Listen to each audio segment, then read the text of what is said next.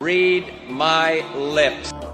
Welcome to Righting the Right with Larissa and Dan, the brother and sister that you'll want to argue with as much as your own.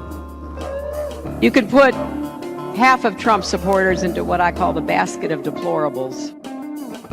But it's political bullshit. So what do you think of Dan? He's a jackass. Because our country is going to hell. So what do you think about Larissa? She has been a real disaster for a lot of people, including the Democrats, who frankly can't stand her. They're losers, they're babies.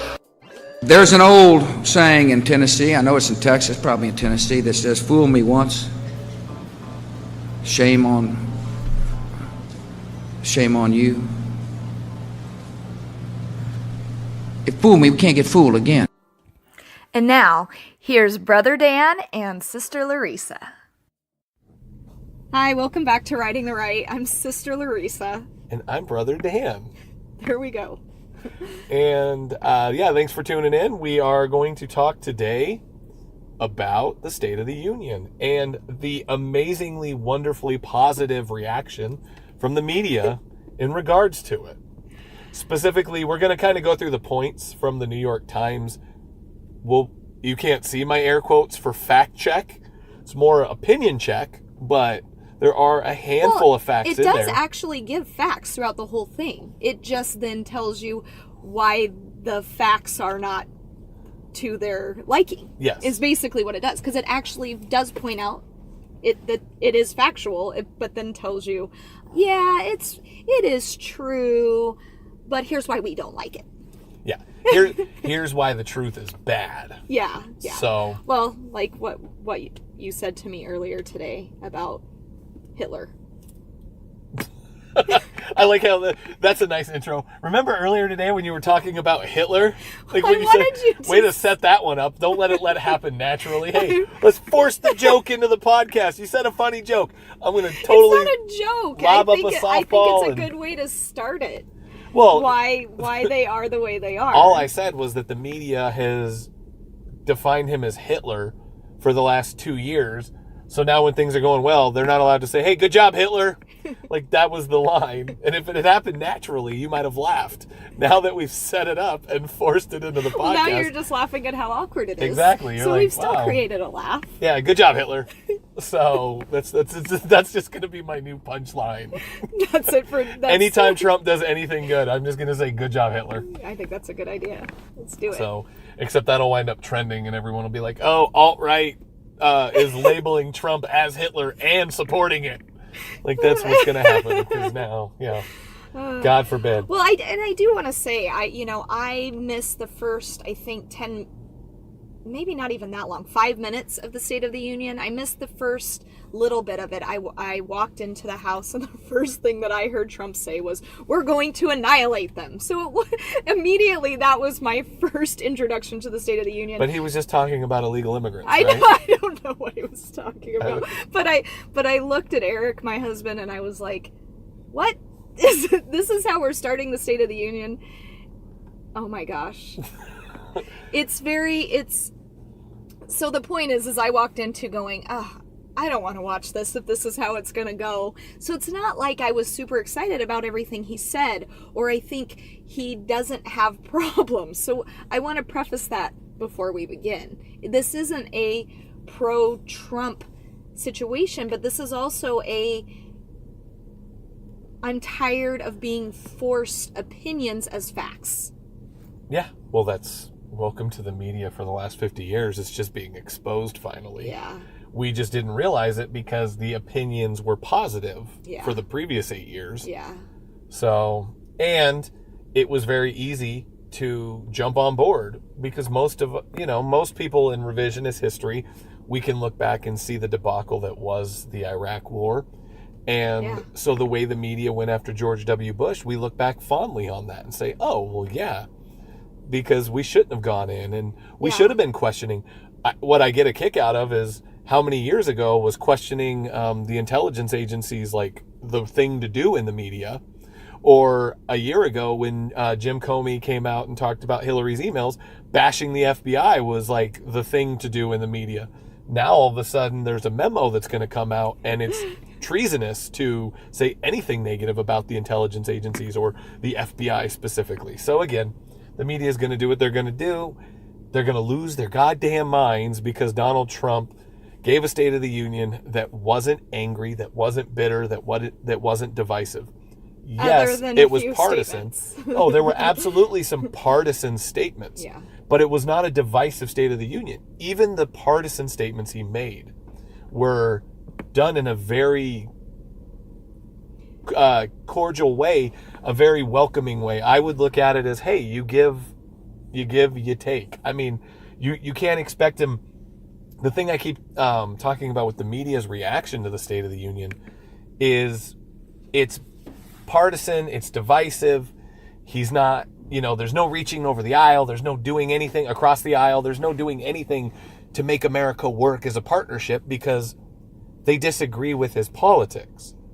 When they agreed with Obama's politics, everything he said was positive, was wonderful, was across the aisle. Like, why are the Republicans not seeing it our way? Why are they not? Everyone in the media is a Democrat.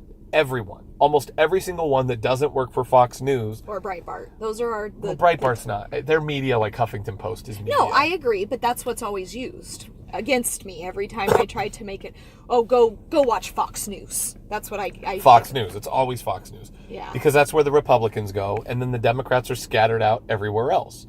So my point is when you're coming from your lens of, I agree with what he's saying, what's possibly divisive about this? As opposed to, I disagree with what he's saying, this is immensely divisive. That's the reason why the media thinks this is so divisive and Obama wasn't. It all depends on which side of the aisle you fall on. And if you're a Republican, they showed the polling, 73% of people who don't identify as Republican or Democrat thought it was a positive State of the Union, thought it was a good thing, thought that the president came across as very cordial. Like I said, very open. And actually, it wasn't at 46% of Democrats actually did too. It was 43 was the number. 43 is 43, I think, or 46, you're right. It was whatever. 40 something. Yeah. That's still a fairly high number for Democrats. I can't lie. And this was the CBS poll. This wasn't like a Fox News poll, because again, source matters. For polling, source does matter, and I do believe that. But if you are out there and you think that the media is not biased, look at who they endorse. That's all I have to say. Go look at their history of endorsements and tell me they're not biased. I'm sorry. That's it. That answers your question for where your bias lies, based on who they endorse for the last 25 years. And it's political party. It's not beliefs. Yeah. Because this myth of the liberal media, it's not a liberal media. It's a Democrat media. Yeah. And then that's the thing, because it doesn't matter how liberal a Republican is, or how, look at a war hawk like Hillary Clinton. Yeah. Overwhelmingly supported her over Bernie Sanders. Yeah. In the media. Yeah. I'm not talking about the people, because the people voted for Bernie. The establishment gave it to Hillary. Yeah. So exactly. But aside from that, just we're going to go through the State of the Union. We're going to go through some of the statements and through this New York Times article. But let's talk a little bit about the fun of Trump derangement syndrome following the State of the Union. Because, some of the things that were just amazing. The ACLU, whoever handles their Twitter feed, lost their damn mind during the State of the Union. Oh my God. Any other company, they would have been fired for this type of reaction. There was one where they had one of their lawyers actually speaking, and he said that he felt the fact that the president used the term American so many times during the State of the Union, one, was a dog whistle to the white supremacists, that it's offensive to illegal immigrants who aren't Americans yet, and it's offensive to people who don't live in America. It was the State of the Union for the United States. That's the Union. And to say that the term American is offensive when you work for the American Civil Liberties Union, is such a goddamn joke. Oh my gosh. Here was their tweet. They quoted the president. Why we proudly stand for the national anthem. And then their response was, we can hear the dog whistle from here. Hashtag take a knee. They're implying, now don't get me wrong, the president definitely threw that in as a jab over the NFL protest. I'm not naive. I'm not an idiot. The fact that he had the family there, for the four, I think there was 4 major divisive things that he kind of said and did, but he had he used the Democrats' tactics against him, and he had a sob story person there to represent it. Yeah, which I think was a good tactic overall. I don't like it. I think I'm not a fan of that tactic. I think it's cheap and emotional. I think it's using people's tragedies to your own personal gain. Which I don't like that. I completely agree, but at least it softened what he normally does. I think it's the opposite of what he normally does. Normally, there's nothing there but lack of emotion, and this brought some emotion. I don't know. I agree. It did.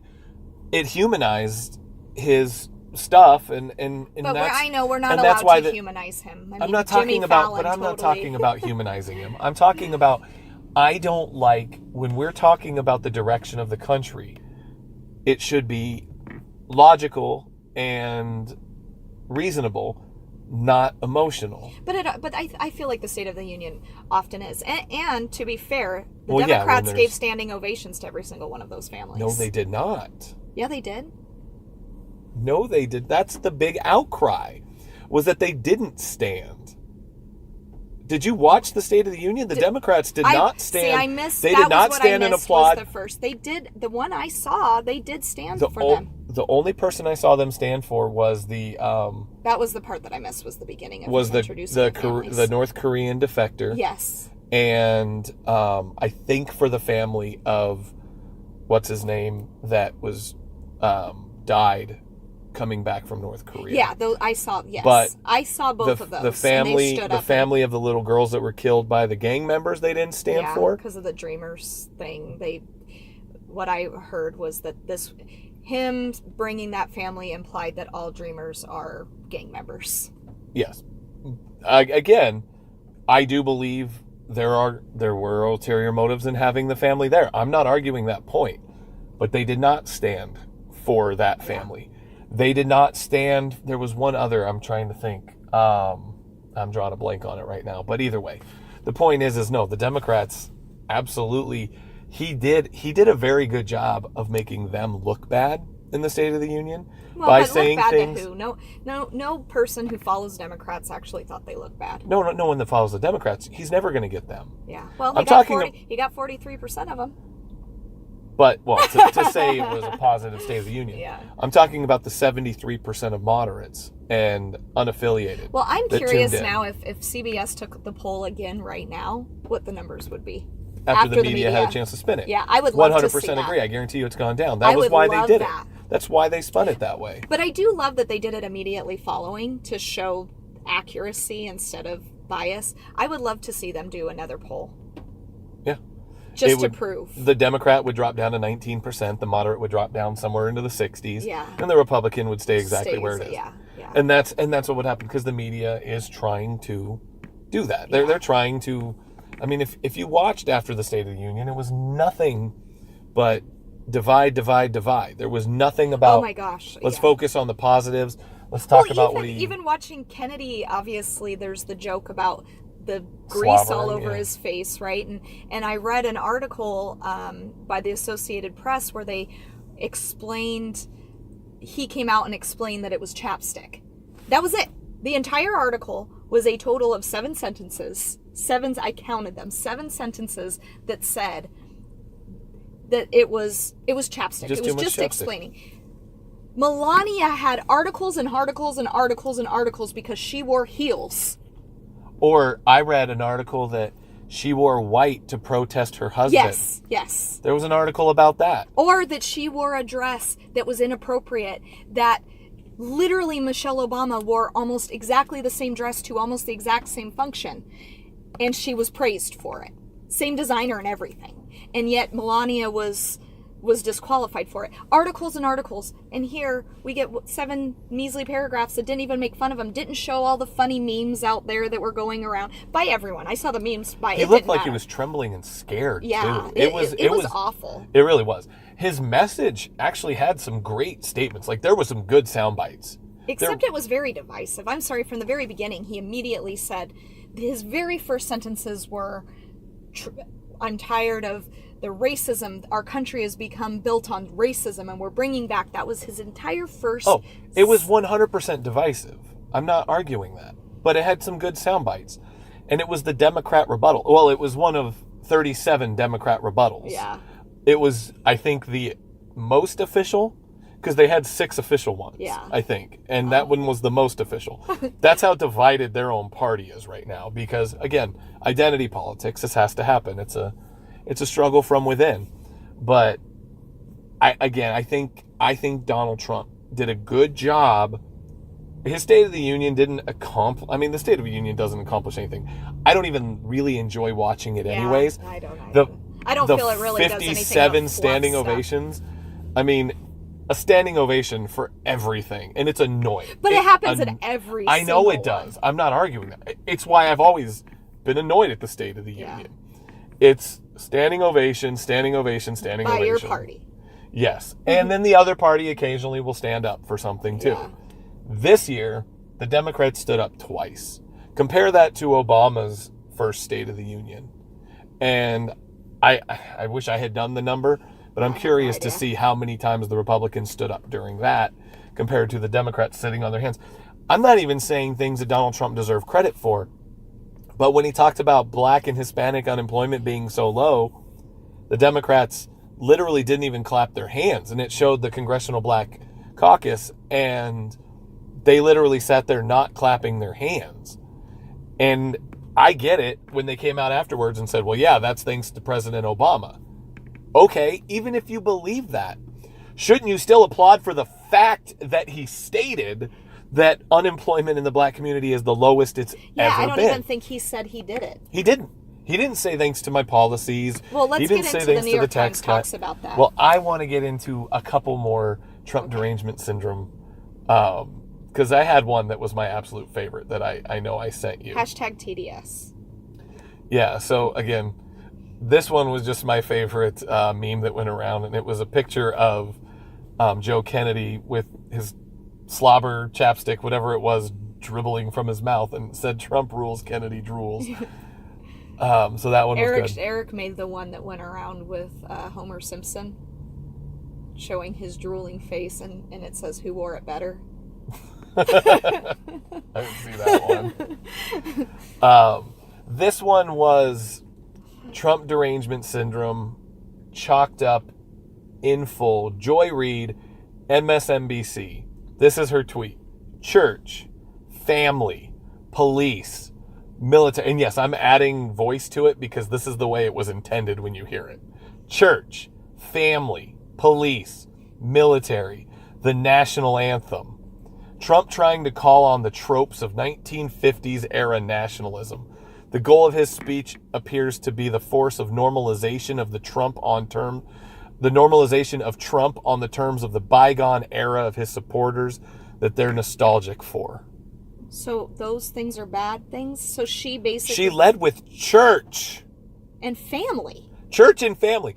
I get it. If you want to talk about military, national anthem, police, military, I didn't think that one was divisive. Think that's fair but if you want either. to do police and national anthem, okay, that, unfortunately, the Democrats have made that divisive. Yeah. I'll give you that. Church, family, the fact that they're so out of touch that she's like, look at him trying to appeal to people with family. Does she realize that the majority of Black families go to church? Which are on her side? But I don't even care about that. No, but that's still I'm not just... talking, but I don't want to play that game. Because this is one of the things I am getting annoyed with the Republicans doing this so much, because it's not just the Republicans, everyone on the right is, now that, you know, there so many people are being red pilled that sorry, that's an inside joke. I know it's red pilled. That they're now playing the identity politics. They're now saying, oh, look, we've got a black woman standing up and That's saying not this. what I'm saying. I'm saying she should understand that. That's supposed to be the audience that they're constantly playing to, but then she's not playing to it consistently. It is, but this is one of those things where the Democrats take it for granted the support they have from the black community and from the Hispanic community, who overwhelmingly go to church at a much higher rate than white people. Yeah. I mean, overwhelmingly. Black people, Hispanic people, I think have the highest church going rate. Yeah. Black people second. White people, I think, are only below Percentage. Asian percentage. Oh yeah, percentage-wise. Well, we just need to make that very clear, because there will be someone who will argue and say that's not true. There are more white people because Okay, I skewing don't things. care about that. The point is I'm talking about percentage. It's always about percentage because white people Yeah. make up the majority of the country, so they're always going to Yeah. be number one in No, everything. I understand in terms of gross numbers. So that's okay. So if anyone wanted to counter me with that, then they're an idiot. So they're probably not listening to this either. so the point is they take that for granted. They have that vote, so they can sit there and insult. Literally, they feel this way. We can sit there and insult things that they believe to their core, but we have them. And if they don't vote for us, again, look at the way a Democrat treats a black or Hispanic person that doesn't vote Democrat. Yeah. Oh my God, it's the most racist behavior. Well, and or my new friend Erin, who's transgender, the way she's treated because she's conservative. And I'm not saying that because you're part of a particular group, you can't vote one way or the other. You should vote the way you believe. If you believe in the Democrat policies, by all means, vote for them. But I'm just saying, this is MSNBC and Joy Reid sitting here saying church and family are 1950s era nationalism. Yeah. That's where we are right now. Trump derangement syndrome is so real that you can't say good job, Hitler. Yeah. You can't Good say job, that. Hitler. Yeah. That's what it is. They have to hate everything that Trump does. So if Trump, I saw my favorite tweet I saw was, and I think I said this on the last podcast, I want Trump to talk about gun control just so I can hear Democrats defend the Second Amendment. And it's just the reality. So so true. So okay, well now let's go ahead and get into the article. I had to read that tweet. Yeah, that one is pretty bad. I didn't see that one. I sent you that one. No, you sent me the other one. You sent me the ACLU one. So either way, I don't want to sit here. So the New York Times article. So Trump on the economy.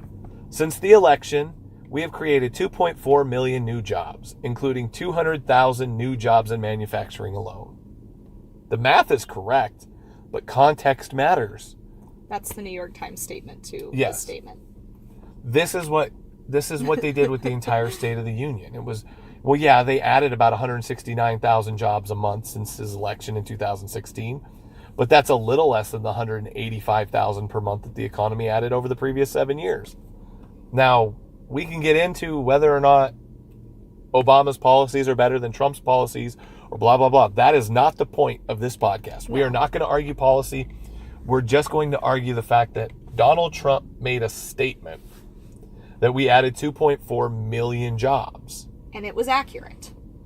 200,000 in manufacturing alone. That was an accurate statement. And the New York Times had to say it was true, but then debunk it. And they also added the 169,000 jobs a month since his election in 2016. They hindered him with the stunted job growth before he actually took office. Yeah. So that 2.5 months, that's where the 2.4 million, which was actually 200,000 jobs a month, became 169,000 jobs a month because they reduced it from that. So again, saying what they want to say. African American unemployment stands at the lowest rate ever recorded. True, but needs context. It is true that 6.8%, it's the lowest ever recorded, but that is also the culmination of a longer-term trend. Moreover, it's an open question, how much credit does a president deserve in his first year? So he deserves a ton of credit when it's not Trump. Yeah, of course, but they're basically just saying, hey, let's give all the credit to Obama. Yeah. Which is fine. Because it was a positive thing. it was a positive thing. But let's say all the credit goes to Obama. Donald Trump did not say, thanks to my policies. He did not say, thanks to me. He just made a statement of the State of the Union. He just gave an example. Yeah, which is a positive thing, and we should be happy for that, right? In context. In context. So He had to give if he had given credit to Obama, the Democrats would have stood. So here's one that they defined as false. After years of wage stagnation, we are finally seeing rising wages. It says wages are in fact rising, but at a slower rate than they were under President Obama. Now, that's their context. They called that false. They reference a study that does not give accurate figures from frbatlanta.org on a wage growth tracker. So again, without getting into that, their argument that it was false is that they're saying wages weren't stagnant prior to this year. I know it's not anecdotal. You can look at the statistics. Nationally, the household median income did not grow between 2009 and 2015. It did grow over the next 2 years. I'll give you that. But not, in fact, I think it was just in one of those years, obviously being Trump, in 17, and then in 16 it grew over the last year of the Obama administration. So there's no arguing Which is that. very common for to see positive change in the last year of a presidential term. There's a lot of positive things that come out of the last of 8 years of a presidential term. Just because they're leaving office, they try to do as much as they can in their last year. That's a very common factor in history. And what we need to look at, and when he talks about wage stagnation over the previous administration, if we adjust for inflation, we're still earning less than we did at the end of the Clinton administration. I think universally, almost every person who is not an absolutely partisan Republican will tell you that our economy was booming in the Clinton administration. I 100% agree with that. I don't know anyone that would disagree Clinton with that. was actually a very fiscally conservative Democrat. Clinton was a politician who was willing to work across the aisle with the Republicans. Yeah. That's why. But that's why I like we had a Republican Congress and a Democrat president that worked together. Yeah. That's it why worked things for went us. well. I completely agree. And I think that worked well for us.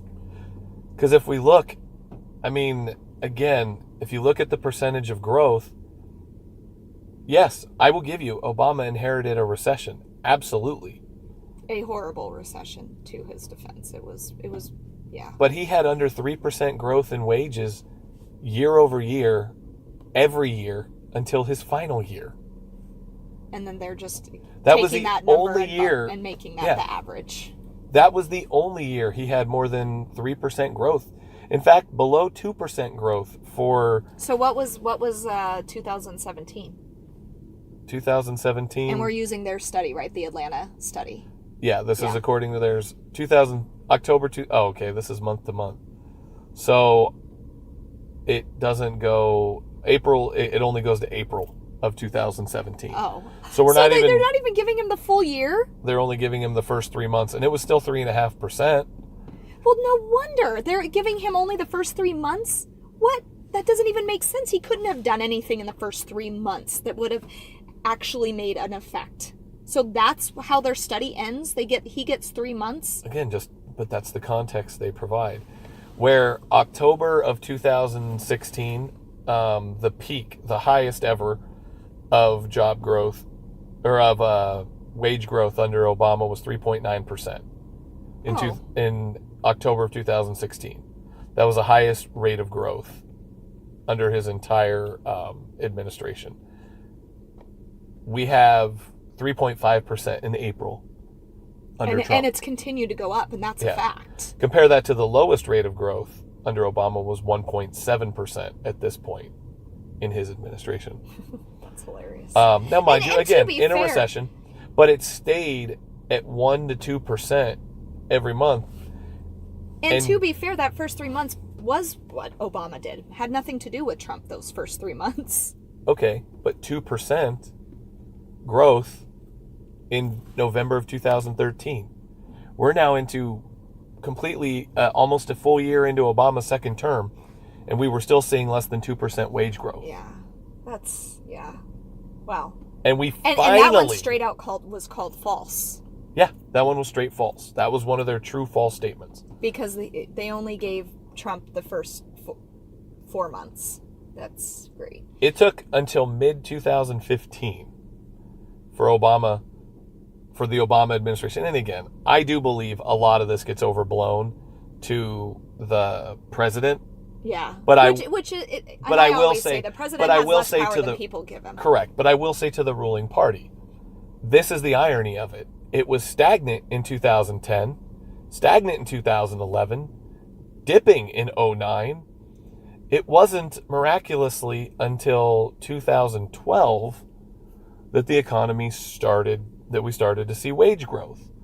What happened when Obama was reelected? Was it maybe that his party lost power?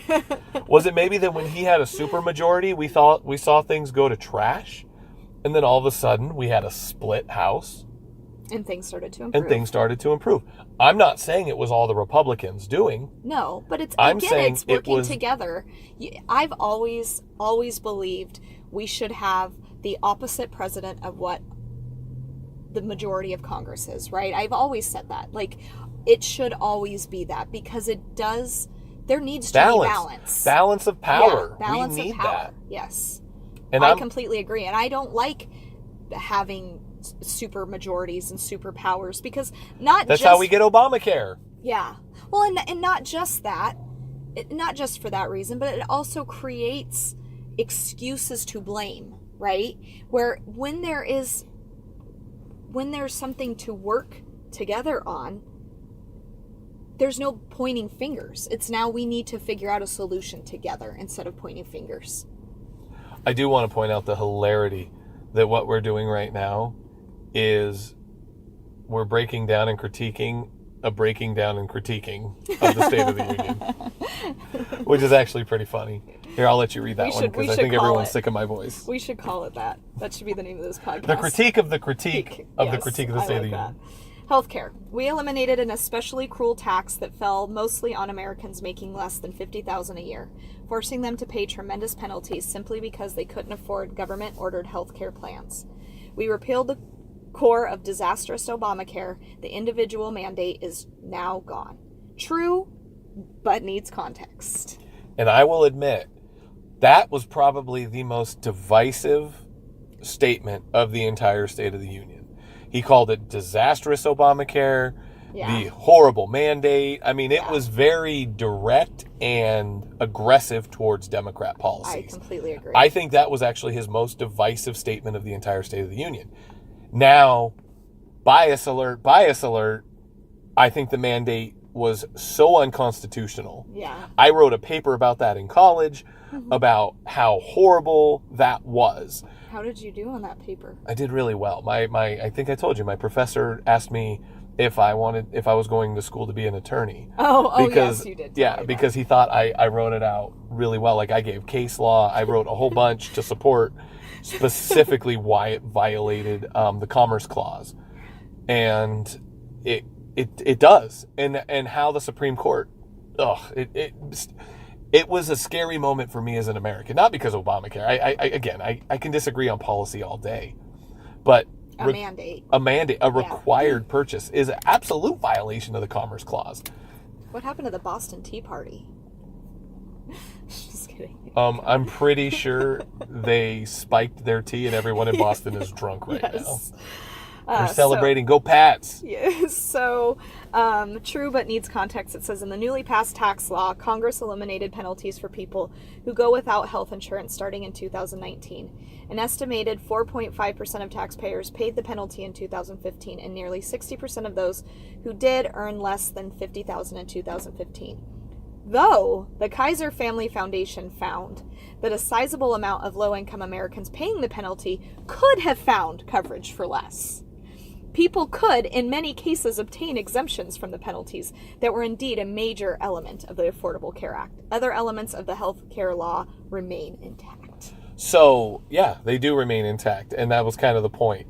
The point was the mandate. The mandate was the biggest problem with that. It was always the thing that I argued about, right? It was always this: you're forcing people to make a purchase. That's what you're doing. You're forcing them to do something. That was my entire problem with Obamacare. I won't get in, like you said, with policy.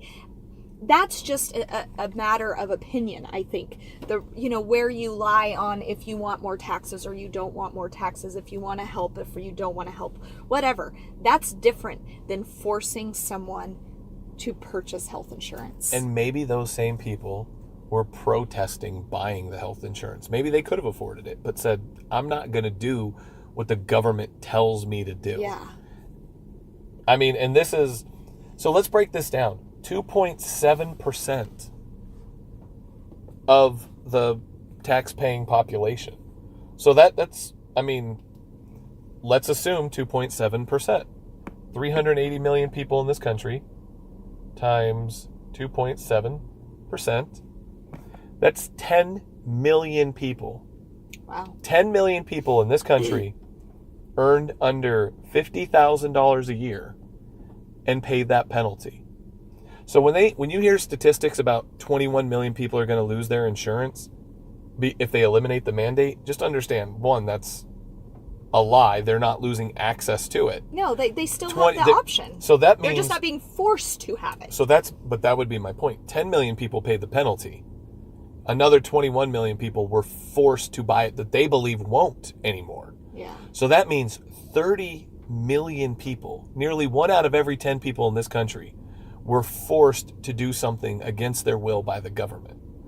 That's a scary proposition.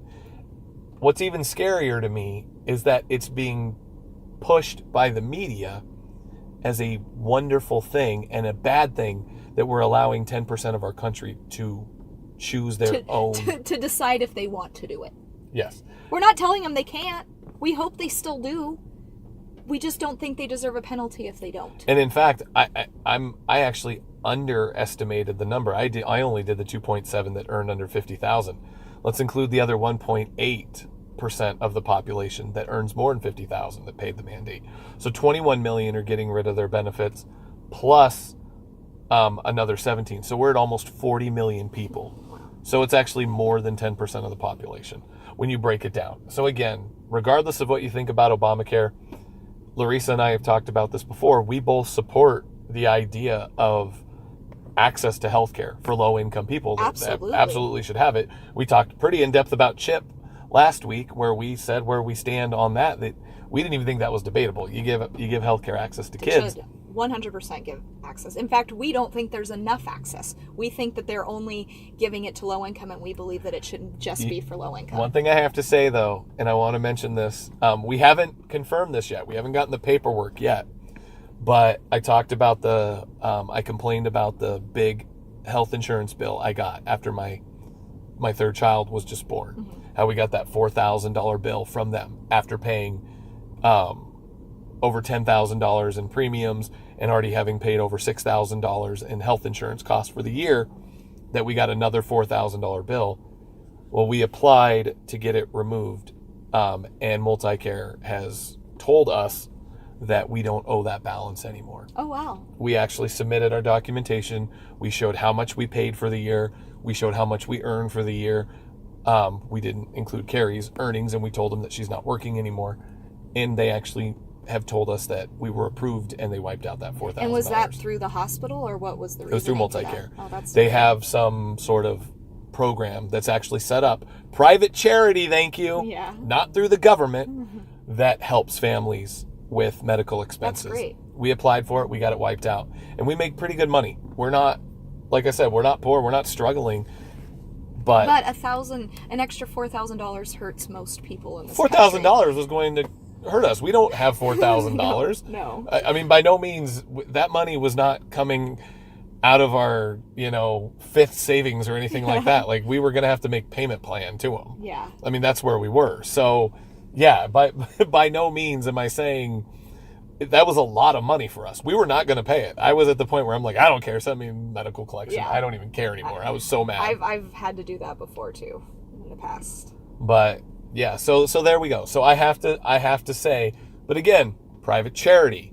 The government wasn't willing to help me on that because the government thinks I make too much money, even though I earned just barely over the median household income in King County last year.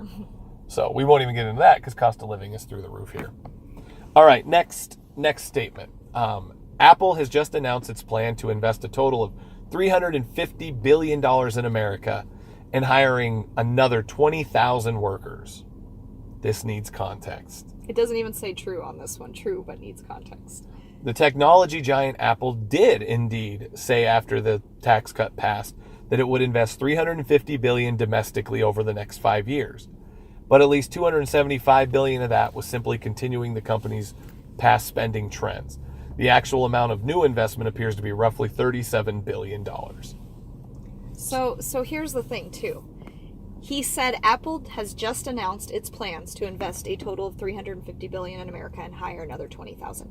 He didn't even say since he released the tax plan or announced the tax plan. He didn't say that. He just stated a fact. And they still had to come in and make it sound... He didn't say since he announced the tax plan, and they made it about that. Now, he was talking in context I of get the tax that, plan. but it's still... And the point is they still raised it by $37 billion. That's even... And again, that's this skewed opinion of it. If we just do the math at $350 billion, we already had a number of 275, according to what he said. That's $75 billion. They're also spending $275 billion and adding 20,000 jobs In America, right? So is that accurate in America? I don't know. Well, yeah, it said $350 billion in America and hire another 20,000 workers. Yeah. So 20,000 good jobs. Because let's be honest. Yeah, If Apple's hiring people in America, these are good jobs. This is a good thing. These aren't crappy retail jobs. These are, I mean, some of them might be, don't get me wrong. Quality jobs, 37, even if we take their number, 37 billion, the difference is still 75 billion. I don't know why they cut it in half. But even Apple's retail paid really well comparatively to other retail. I'm just saying. Yeah, I don't know the statistics on that, so I can't speak to that. But the point is, yeah, now they're foreign labor. They don't have the best reputation. Yeah. I mean, I don't think we have suicide nets at Apple jobs in America. No. So, aside from that, the point is, the context being that it wasn't enough. It's not enough, even when things are going well. It's the line, which I really do want to do a tax cut plan podcast, because it's been brought to my attention by somebody that listened to our first podcast. I had made a statement, because we recorded it before the tax plan was announced, that I wasn't a fan of the tax plan because of things they were doing. Well, I will, to my defense, if you listen to that and you're wondering why I've been defending the tax cut, they made changes to it. Yeah. They made changes to it that improved it for working class Americans. The initial tax plan wasn't as beneficial for working class families. Extending the child tax credit, increasing the child tax credit, and doing other things improved it and made it beneficial to us. So to most Americans. So that's the reason why I do want to add context to that, because I was called out for that by somebody. So there you go. So next, many car companies are now building and expanding plants in the United States, something we have not seen for decades. This is an exaggeration. This is great. So this one, they also did not say false. They just said this is an exaggeration. Yes, some car companies have announced. So they have not built them yet, but they announced that they're going to. Have announced new or expanded plants under Trump, but that's hardly new or unseen for decades. Toyota, for example, opened a plant in Mississippi in 2011. So one plant has been opened. They were only able to name one. And I'm curious what the net job was there has been in the automotive industry in the previous decade. And then they say there has been no surge in automotive employment under his tenure. It's actually down from a year ago. Because nothing has happened yet. Yeah, the tax they just cut made the literally announce. just I passed. know. But again, let's skew it. So we do see job numbers are down in the automotive industry. But that was prior to this happening, and they've announced they're bringing jobs back. Let's see. I'm skeptical. I'm not going to get into details on it. Got into it with a huge Trump supporter today, and man, that guy thinks Trump is the second coming of Jesus Christ, and he is doing everything to save our country. He's tearing down, everything. Which and it's those people that are making the other people say, no, he's the Antichrist. Yes. Which I have heard. But that being said, I was like, listen, I get it. I'm going to come into it with optimism, but I'm skeptical. I'm skeptical until I see it happen. No, I agree. We can announce things all day, and let's see what happens. That's really, at the end of the day, if we don't create good jobs for people and close the income inequality in this country, that is a problem. Well, and I know that's anti-Republican to say. Well, but it's also right now the automotive industry needs to be in good with the government, right? They always have. They always play sides, and right now the super majority is Republicans, so they need to do what Republicans want to hear, right? So you got to play parties, and we know the automotive industry is the best at that. But as long as if they're bringing in good jobs, Apple and the automobile industry, these are jobs we want coming here. Don't get me wrong. I will defend Walmart through and through. I get sick of the Walmart bashing, but we don't want more Walmart jobs to fill it. We want Walmart management jobs.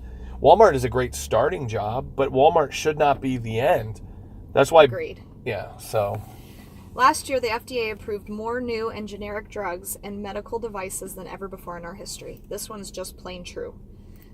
So there's nothing to argue here. The Food and Drug Administration... No thanks to Patty Murray, though, and her I know. funding from the pharmaceutical industry. Man, I live in Washington, so I'm an anti-Patty Murray person, because, man, look at her Twitter. You want to talk about somebody that does nothing but negative tweets all day. Jesus. But that being said, the pharmaceutical industry owns the Democrat Party. Oh, absolutely. And that's why this probably happened. The Food and Drug Administration approved 1,027 generic drugs in the 2017 fiscal year, the highest annual total in the agency's history. Scott Gottlieb, the FDA commissioner, also said that the agency approved 95 novel medical devices last year, another record. The medical devices, that's great. I'm skeptical about any prescription drugs. I'm super skeptical about that myself. I am too, and I'm skeptical when the FDA rubber stamping prescription drugs. I don't necessarily know if that's a good thing. Well, the FDA is made up of more attorneys than it is of doctors. That's what happens here. The FDA is not made of medical professionals. It's not about what's best for people. It's about what's best for profit. Yes. And politicians. Keeping down litigation. Yeah. Is all they care about. Like you said, they're made up more of lawyers than doctors in the FDA. It's ridiculous. Energy. We have ended the war on American energy, and we have ended the war on beautiful, clean coal. I hate that line, though. Beautiful, clean coal. We are now very proudly an exporter of energy to the world. This is misleading. Overall, the United States is a net energy importer, although it is projected to be a net energy exporter sometimes in 2020s. A government analysis found that the United States became a net exporter of natural gas in 2017 for the first time since 1957, and it remains a net exporter of coal, but it is still a net importer of oil. While it is accurate that Mr. Trump has ordered the Environmental Protection Agency to roll back regulations on the burning of coal, it has done almost nothing to revive the industry, which economics know was already in decline because of competition from cheaper sources like natural gas. So, I don't... The explanation is so ridiculous. Yes, we are still importing more oil than we are exporting in natural gas, but we are churning more towards natural gas, which is a good thing. And the fact that it happened more in 2017, where we finally, for the first time in 60 years, it said, exported more natural gas than we imported. I don't understand how that's not a good thing. Beautiful, clean coal, as he puts it, is, there's flaws in it, but I'm so torn on that, because we need green energy, But I think the only way to get to green energy is naturally. If you don't do it by making it cost effective, it becomes a tax on the middle class. Green energy initiatives are just a tax on the middle class because you're now telling a family they have to pay more for energy. Yeah. They have to pay more to heat their home. Why does the government get to decide that? It's not doing enough to benefit the environment. That's the issue with it. Our EPA regulations are ridiculous. No, yeah.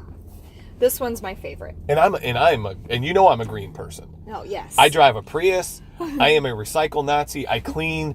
I mean, people laugh at me when I'm digging through garbage to recycle. You're pro-Hitler. You're a Nazi. Don't say I'm pro-Hitler. I didn't say I'm pro-Hitler. I said, good job, Hitler. I know, but that's gonna be cut into context someday. It's gonna be thrown where I say good job, Hitler is not the same thing as being pro-Hitler. Okay. Hitler. I'm just calling you out. And again, this is one of those things I'm going to regret someday. I'm sure when this gets cut out. When you're famous. If you, not even when I'm famous, just somebody yelling at me on Twitter. This is going to be used against me one day. People will care so much about what I think will be used against me. It'll be used against me by you on the next podcast. God. You just said I'm pro-Hitler because I said, good job, Hitler, making fun of Democrats. So, anyway. Things won't get taken out of context. Okay. I want to finish my point. We have 3 minutes. Economically, that's not everything. And that's where we have to get into this whole Trump's words need to be chosen wisely. Because if they're not, it's easy to say, yeah, Hitler did wonderful things for the German economy before he started murdering people and before he started engaging in wars. Just because the economy's going well doesn't mean everything's perfect. We can't stop holding Trump accountable. This is Writing the Right podcast. Yeah. We're mocking the New York Times, but we can't lose context of that. We have to hold him accountable to what he says. And we'll get into this in our next podcast about the conservative snowflake. Yes. But Jesus, we cannot lose track of the battle of ideas. Okay. Sorry. This one to me is the most ridiculous of all of the statements. Chrysler is moving a major plant from Mexico to Michigan. Their response is sort of. Chrysler announced that it would move production on heavy-duty pickup trucks from Saltillo, Mexico. Is that how you say it? Saltillo, Mexico. Saltillo, I don't know. Yeah. Some Mexican city to an American city. To a plant in Michigan. But a truck plant in Saltillo will remain open and be repurposed to produce future commercial vehicles for global distribution, according to the automaker. Other plants in Mexico will also continue operations. So 2 things I want to say is, one, Michigan voted for Donald Trump. And they're going to directly benefit from this. And so people will say, oh, of course, he's doing things to help his red states, blah, blah, blah. I don't think Apple is bringing jobs to red states. Yeah. Apple's going to invest that money into predominantly blue cities. Absolutely. Yeah. So this is going to be spun when you start hearing about all the things he's doing to help his constituents. But to be fair, they didn't say that in here. What they're saying here. No, but that's going to get spun in the future. This is them saying, no, they're not moving the plant. They're adding the plant. And that is why this is not accurate. They literally said that. They said that the plant, they're building, they're not actually tearing down the Mexican plant. They're going to do other work at the Mexican plant, but they're going to move what was being done there. Mexicans? Wouldn't he want to tear down the Mexican plant? I don't even know where to go with that. I don't. I mean, I'm just going to what I hear said all the time. Well, to be fair, he doesn't hate the Mexicans that stay in Mexico, because those are the good ones. He hates the ones that come here that are the murderers and the rapists. That's his problem. The good ones stay there. The good ones stay in Mexico. They send their murderers and their rapists. That's very true. Yeah. That's his problem. That's not a true statement. That's what Trump thinks. I don't even think that's what Trump thinks. That's what the media. But he actually did say murderers He said and some rapists. of them. He did Yeah. say some of them. He actually said that in the statement. Yeah. Let's not go crazy. Let's not go Trump derangement syndrome on that sentence. So either way, the point is they're bringing jobs back to America. Ford is bringing jobs back to Michigan, or no, Chrysler Yeah, but they're is also bringing going jobs to back to Michigan. Like But jobs keeping for the- Americans, yeah. good jobs in the automobile industry. But because they're not closing down the plant, Trump lied. They're not moving a plant. No, they're not physically They're just loading up the adding plant. jobs. They're not physically putting the plant on a trailer and driving it up to Michigan from Mexico. So he's a liar. Yeah. Oh God. One of my greatest priorities is to reduce the price of prescription drugs. In many other countries, these drugs cost far less than what we pay in the United States, and it's very, very unfair. This was just said to be true. Ask Patty Murray what she thinks about that. Do me a favor, find Patty Murray on Twitter and tweet at her and ask her what she feels about President Trump's statements on lowering pharmaceutical costs. Well, there is far too many for us to go through, so I'll go through this one. Taxes. We enacted the biggest tax cut and reform in American history. False. Mr. Trump won't stop making this claim even though zero evidence supports it. Tax cuts signed by President Ronald Reagan were larger as a share of the economy and in terms of their effects on federal revenues. The recently passed tax bill appears to rank 12th in American history as a share of the economy. And this is not true. And it is a lie. This is where Trump just puts his damn foot in his mouth It's so his much. ego. That's where the It's problem is. biggest. I have the biggest hands in American political history. It's huge. It was a huge tax cut.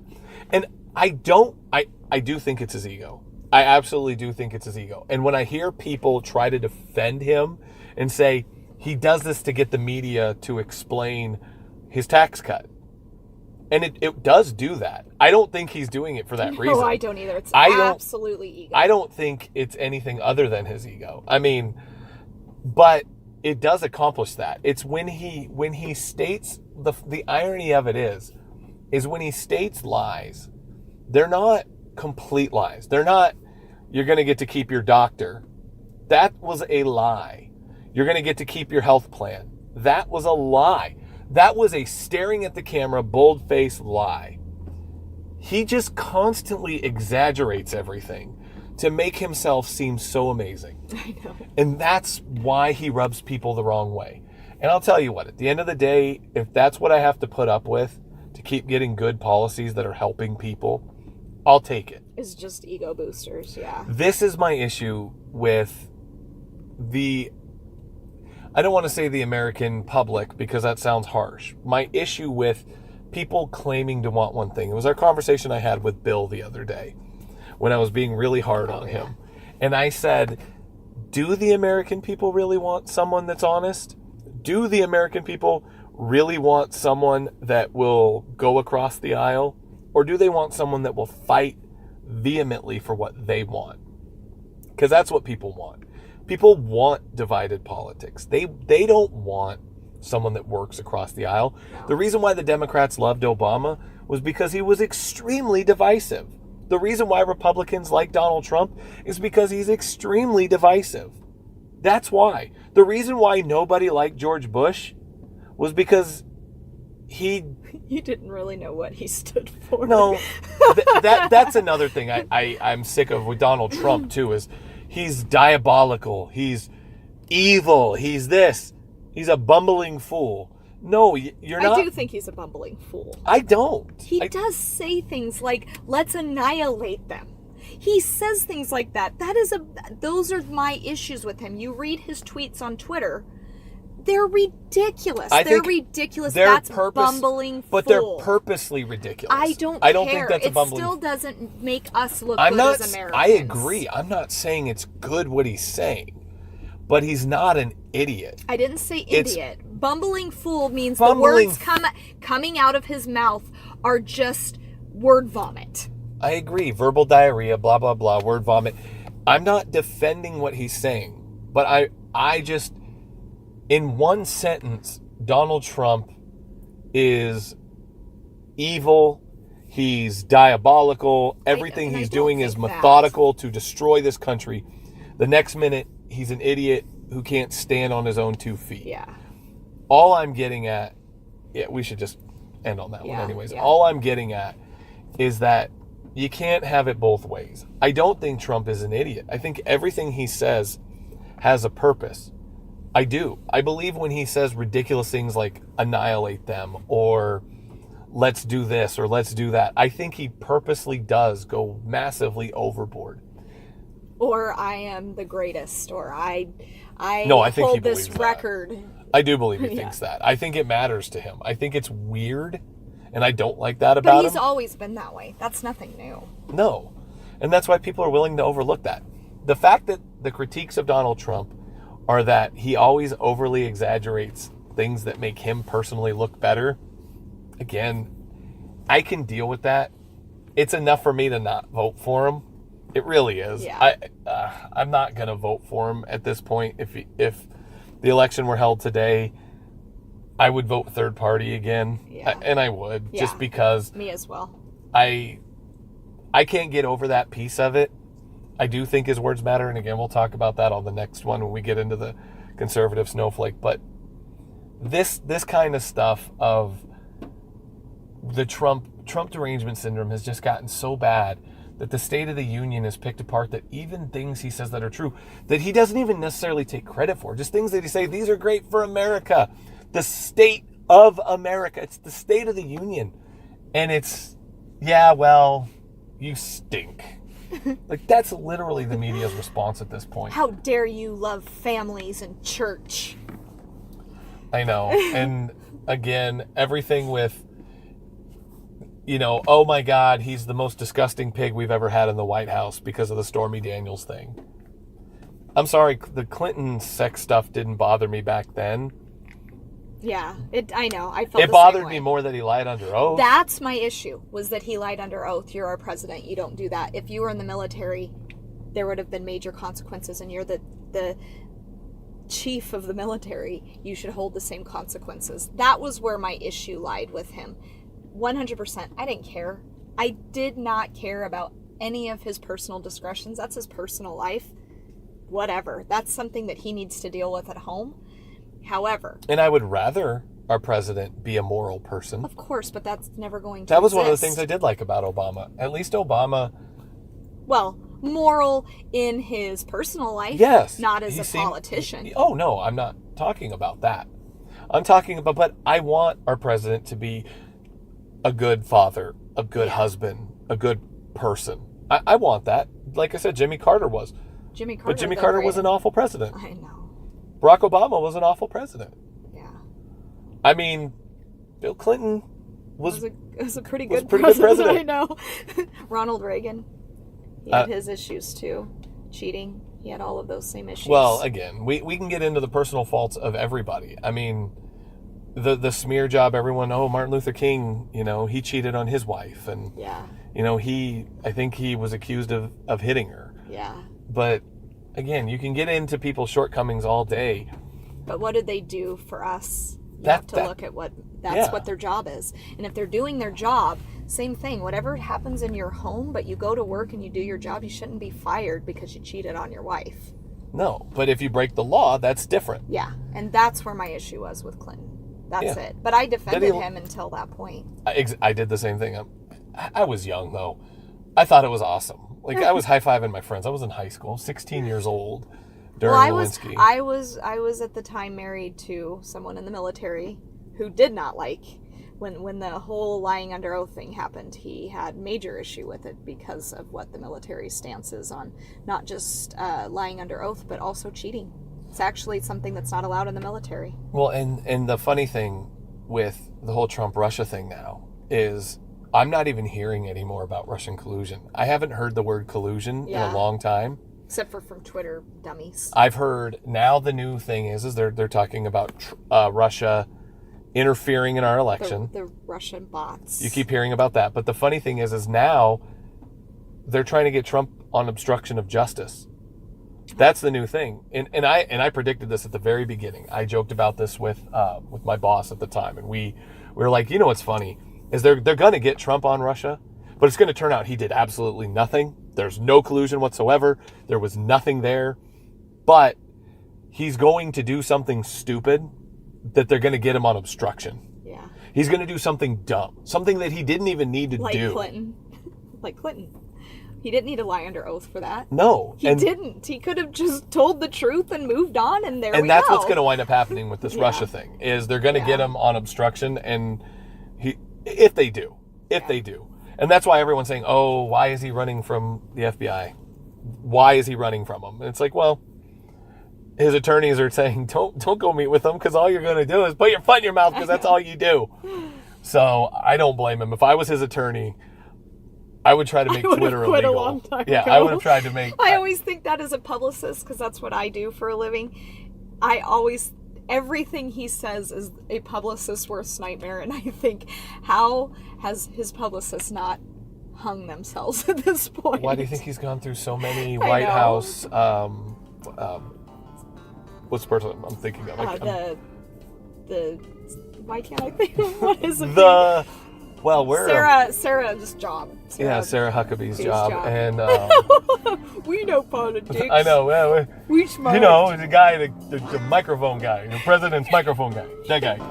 If I was that guy, the one that talks. if I talked for the president, if I was the Speaker of the White House, I think that's the official title, Speaker of the White House. I know it's not.